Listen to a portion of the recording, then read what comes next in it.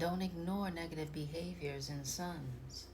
Parents should do the opposite when they hear, "Don't worry, he'll be fine." Now, the key points of this article: parents may attribute their child's mental health symptoms to phases of adolescence. Society often holds rigid gender stereotypes that expect boys to be tough. We dismiss boys' actions that don't fit the narrow definition of what it means to be a real man. Here are a few phrases that I have heard from parents and professionals to excuse atypical behaviors of boys. Boys will be boys. Give him more time. All boys do this. Boys are supposed to be rough. He's too young. That's just how boys are. No, it's not. Which is my response when discussing the atypical behaviors seen in boys. While behaviors in boys vary depending upon the child, some atypical patterns of behavior negatively impact their socio-emotional, language, and communication, cognitive, and motor and physical development. When these behaviors go unaddressed, boys may become more emboldened or continue with actions that disrupt their relationships or environments. This potentially enables negative behavior both in the short term and long term and can cause several consequences, including perpetrating harmful gender stereotypes, discouraging accountability, and hindering personal development. When a boy's maladaptive behaviors are merely excused, they may not learn the consequences of their actions. This lack of consequences can hinder their ability to take responsibility for their choices as they grow older. Parents frequently share with me that when reporting their concerns about their boys' abnormal behaviors, they were dismissed by professionals and told that's just how boys are. Parents feel helpless when this happens, yet they also start to accept the behaviors they believed were odd were considered normal. Thus, they wait to see if they improve on their own. This causes delays in appropriate interventions such as psychological or educational testing, early childhood interventions, and therapy.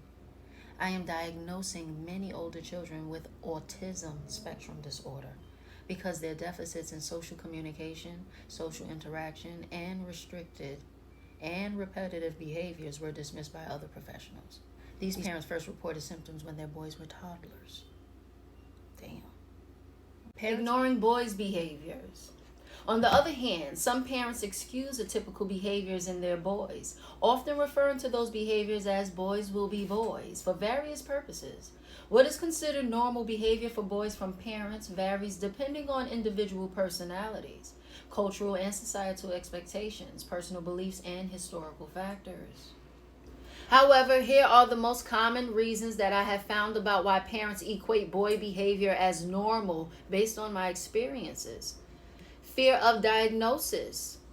This is true. Some parents may worry that a mental health diagnosis will label their child or negatively impact their future, preventing them from participating in other activities with, as they call, normal children, normal behavior. Misunderstanding. Parents may attribute their child's mental health symptoms to phases of adolescence, moodiness, or typical teenage behavior. Stigma. There is still a significant stigma around mental health issues in many societies. Socialization. From an early age, children are socialized to conform to societal norms, whatever those norms may be, depending upon where you are. Gender stereotypes. Society often holds rigid gender stereotypes that expect boys to be tough, independent, and unemotional. Misconceptions about masculinity. Some people mistakenly associate traditional masculinity with the suppression of certain emotions or behaviors, leading to the dismissal of boys' actions that don't fit this narrow definition of what it is to be a real man. Boys need help too. Boys do need help and support just like individuals of any gender. It is crucial to recognize that boys can face various challenges and difficulties throughout their lives, including issues related to mental health, education, relationships, and personal development. Promoting awareness, understanding, and support for boys is an important part of creating a more equitable and compassionate society. When parents express their concerns about unusual behavior in their boys, take them seriously. It is just as essential to stop the gender bias and gender stereotyping that are often used to excuse the negative behaviors of boys. Ignoring negative behaviors in boys causes several problems. Behaviors escalate, it negatively impacts their social relationships, and it can cause academic problems. Instead of overlooking atypical behaviors in boys, do this. Identify and address problematic behavior early and constructively. Be honest about your child's behavior. Create clear expectations and boundaries and use positive discipline strategies. Reduce the stigma surrounding seeking help. Create an environment that encourages them to communicate their thoughts and feelings. Observe behaviors and note when and where they occur. Collect information to help you better understand the context and triggers. To gather your data based on your observation, use the journal I created for parents called It's About Time, a parenting journal. It is an easy way to keep track of your son's behavioral history. Bring this documentation with you to share with professionals involved with his care. In addition, to stop thinking that boys do not need help, take several steps to challenge and change your perspective. Challenge your beliefs. Reflect on your biases regarding gender and help-seeking behavior. Be open to changing your perspective as you learn more.